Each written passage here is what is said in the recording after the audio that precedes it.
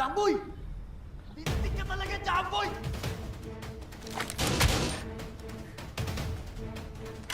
Yung mo ko kailangan!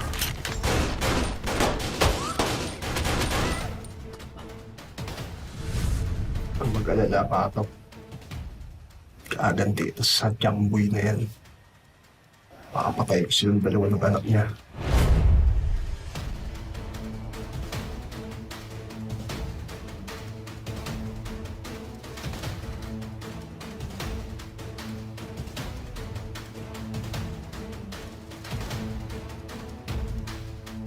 Ano?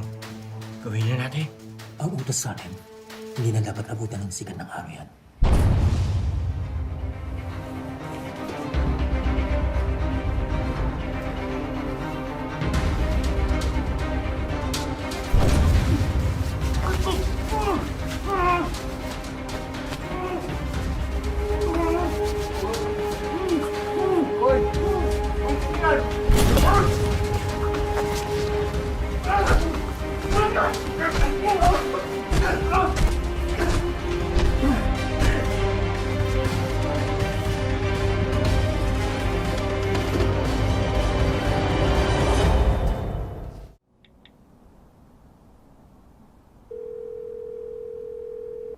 Sir Carlos, pasensya na ho kayo. Hindi ko nasagot lahat ng mga tawag niyo sa akin kagabi. Ano ho mong sa atin? Gusto ko lang sanang kumustuhin ka ng personal, Elias, dahil kalat na sa balita ang nangyari sa'yo. Maraming salamat to, Sir Carlos. Pero maayos naman ho lagay namin dito. Pauwi na rin ho kami ng Maynila, tsaka nakakulong na rin ho lahat ng mga hostage. Magbabayad ho sila sa batas. Bayad na sila, sinisiguro. Anong ibig niyo sabihin? Ang ibig ko sabihin ay, kung may kailangan ka, sabihin mo lang sa akin. At tama ka na dapat pagbayad ang mga kriminal na nagtangka sa inyo. Maraming salamat ulit, Sir Carlos.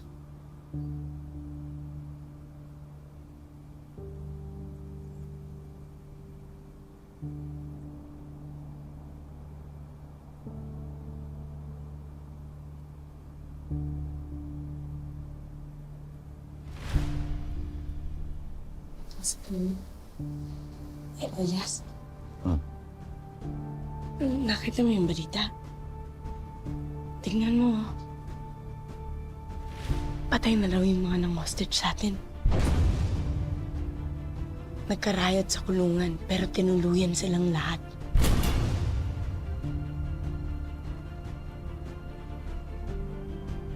Bayad na sila, sinisiguro.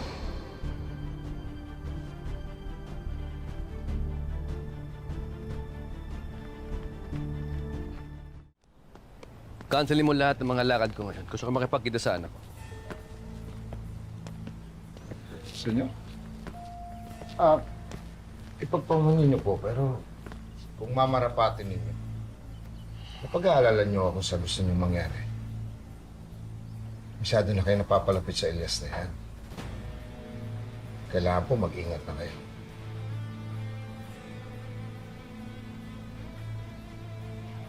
Anak ko siya. Ama ako. Siguro naman naiintindihan mo kung bakit ko ginagawa to. Opo, senyor, naiintindihan ko. At alam ko naman na gusto niyong mas lalong makilala si Elias. Pero hindi pwedeng malaman niya ang anumang koneksyon ninyo sa Golden Scorpion. At malaman ang tunay niyong pagkatao. Malalagay po tayong pare-pareha sa alanganin. Huwag mo akong tuturuan, Hugo. Pagpamanin po. Pero kapakanan lang po kasi ng grupo ang iniisip at inaalala ko. Gusto kong mapalapit kay Elias. Gusto kong maparamdam sa kanya na ama niya ako sa paraang kaya ko.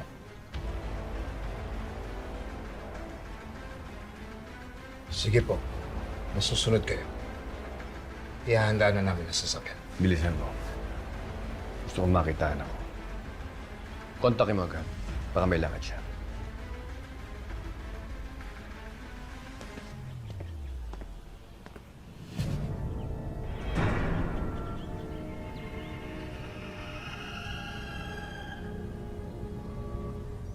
Kikitain ni Papa ang anak niya. Susundan ko siya. Kailangan kong malaman kung sino at taga saan itong sinasabi niyang anak. Balakid siya sa mga plano ko. Ako lang ang dapat na tagapagmana ni Papa.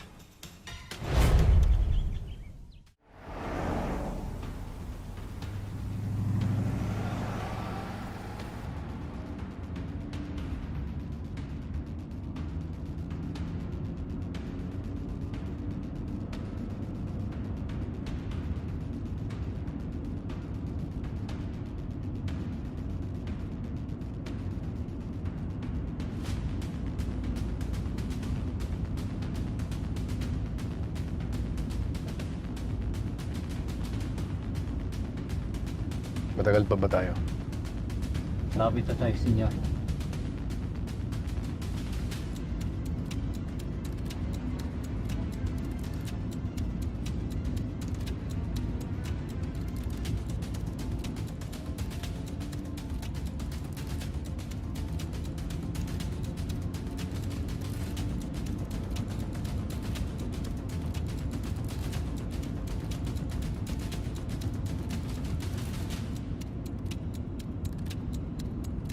Hinay-hinay lang, Calvin. Steady lang. Baka makahalata si senyor na sinundan natin siya. Gusto ko nang malaman kung sino yung hinayupak na anak ni Papa para mapatay ko na siya.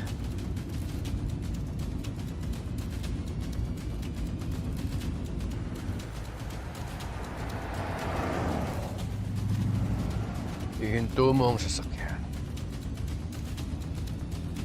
Bakit, senyor?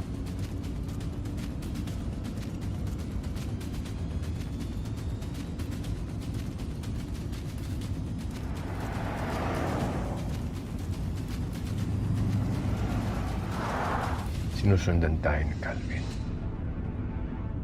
Inuubos niyo talaga ang pasensya.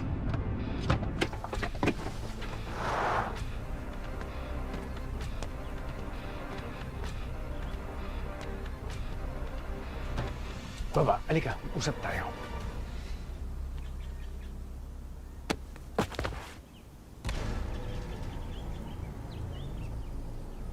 Bakit mo ako sinusundan?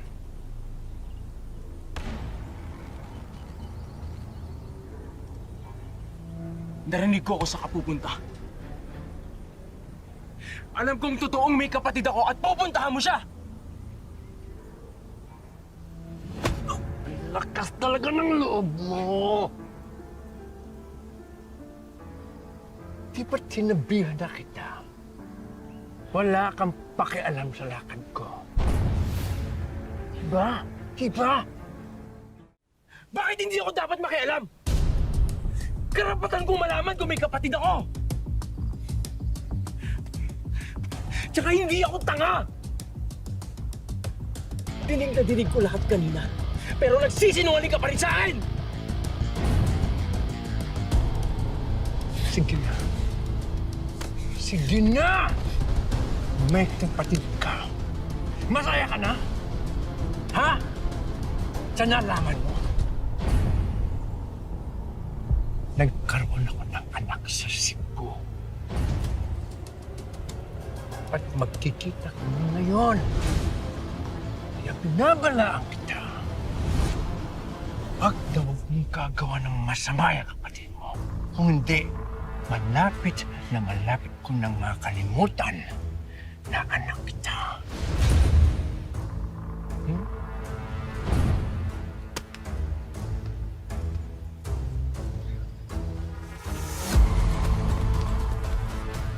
Bitaw mo ko. Tara na, Calvin. Mas lalong magagalit sa'yo si senyor. Narinig mo lahat, di ba? Narinig mo kung paano niya na ako itrato ngayon.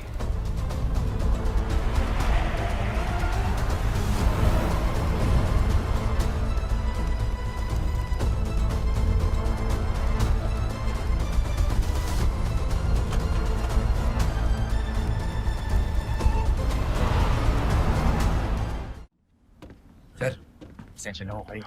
Nalito ako. Sir Carlos, pasensya na ako kayo. Nalito ako.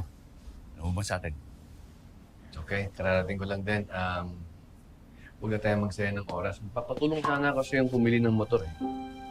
Sa tingin mo ba magugustuhan to ng anak ko? Oo naman, sir. Napakaganda ho ng motor na to. Totoo nga yun, sir. Yan ho yung pinapangarap ko talagang motor. Kaso, napakamahal naman. Kaya di ko talaga nabibili. Pero sigurado magugustuhan ko yun ng anak ko. Kailan ka pa nahilig sa motor? Bata pa ho, sir. Bata pa lang ako, nakahiligan ko na yung pagmumotor. Ang sabi ko sa akin ng nanay ko, baka daw nagmana ako sa tatay ko dahil ganoon din ho siya, nahilig sa motor. Pero, ganoon inabot yung tatay ko, sir. Na-aksidente ho siya sa motor bago pa ako pinanganak. Namatay na ho siya.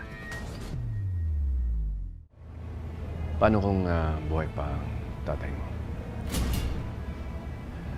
Paano kung hindi naman talaga siya namatay?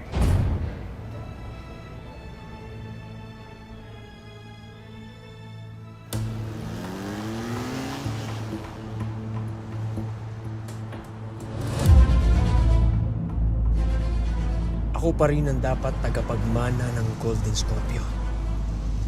Ako lang!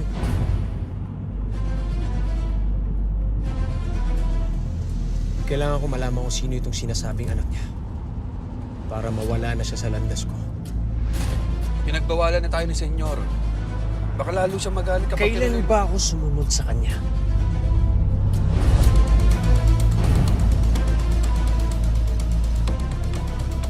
Kailangan kong gumawa ng paraan para mahanap itong lecheng anak ni Papa. At kung nababahag ang buntot mo, wala akong pakialam. Ako mismo ang tutuntun sa taong ito.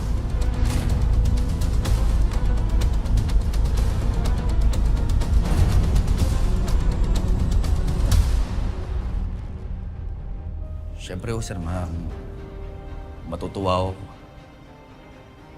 Siyempre, gustong-gusto ko makilala yung tatay ko eh. Sigurado akong mabuting tao ko yung tatay ko dahil yun ang laging kinikwento ni nanay.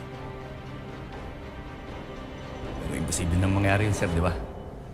Kasi sana kung buhay pa ang tatay ko, noon pa lang nagpakita na siya sa amin ni nanay.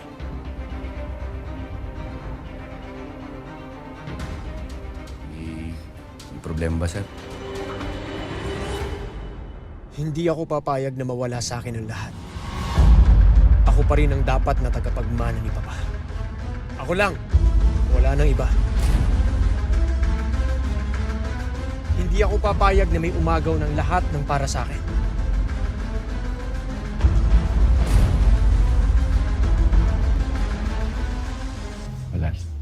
Wala naman, Elias. Maiba ko. Ano nga pala ang address mo? Address? Para saan? Para alam kung saan ipapadeliver kapag nakapili na ako ng motor para sa'yo. Oh? Naku, sir. Hindi na ako kailangan. Maayos pa naman yung motor ko eh. Tsaka, para huwin sa anak niya, di ba? Bukod pa yon, meron talaga para sa'yo.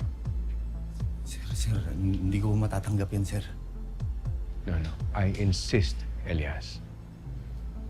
Kulang pa yan sa ginawa mong pagligtas sa buhay ko. Utang ko sa'yo ang buhay ko. Pero, sir... Kaya pakiusap ko sa'yo. Tanggapin mo na ito. Hindi mo naman kailangan gamitin agad. I-reserva mo muna para may isa ka pa. Hindi ako matatahimik hanggat hindi ako nakapagpapasalamat ng tama sa'yo.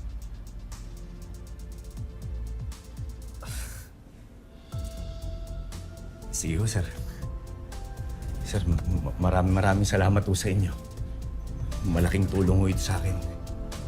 Kaya pangako, iingatan ko ito, sir. Maraming salamat po. Alam kong iingatan mo siya. Salamat, sir.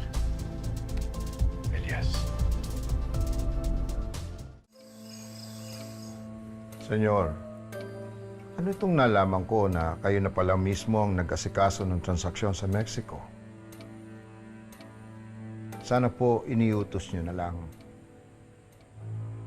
Palibasa, si Calvin ang pinagmando nyo ng transaksyon na yun eh.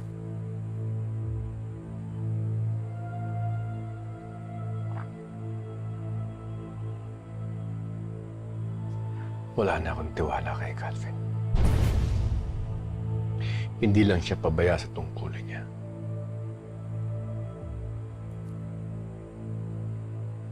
Hindi rin siya marunong rumispeto.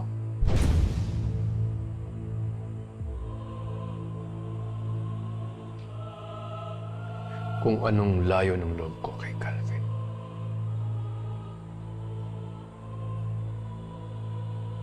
Siya namang gaan ng loob ko para kay Elias. Kaya lang, senyor, oras na malaman ni Calvin na tinatanggalan nyo na siya ng tungkulin sa sindikato, lalalim lalo ang sama ng loob sa inyo ng bata.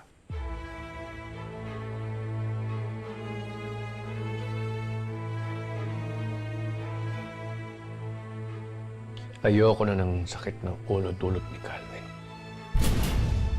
Kaya bukas na bukas din, patawag mo si Palong. Siya nang hahawak ng mga tao natin papuntang Mexico. Sandali lang, senyor. Ano yan? Sukdo lang nawala na kayo ng tiwala at kumpiyansa sa anak niyo?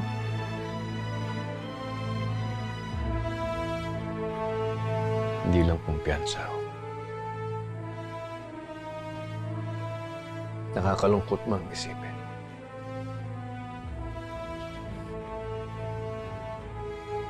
Nawala na rin ang amor ko sa kanya.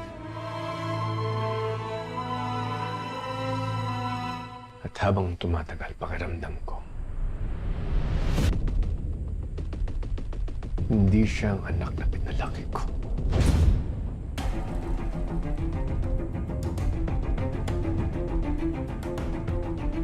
Senyor, laman at dugo niyo pa rin ang taglay ni Calvin. At sa paniwala namin, siya pa rin ang nakapilang takapagmana ng Golden Squad.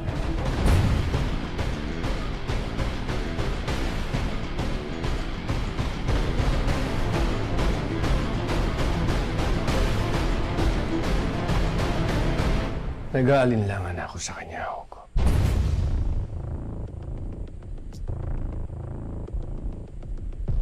Wala pang nagagawa si Calvin para sa kabubuti ng sindikato. Para maging karapat dapat na maging kapalit ko.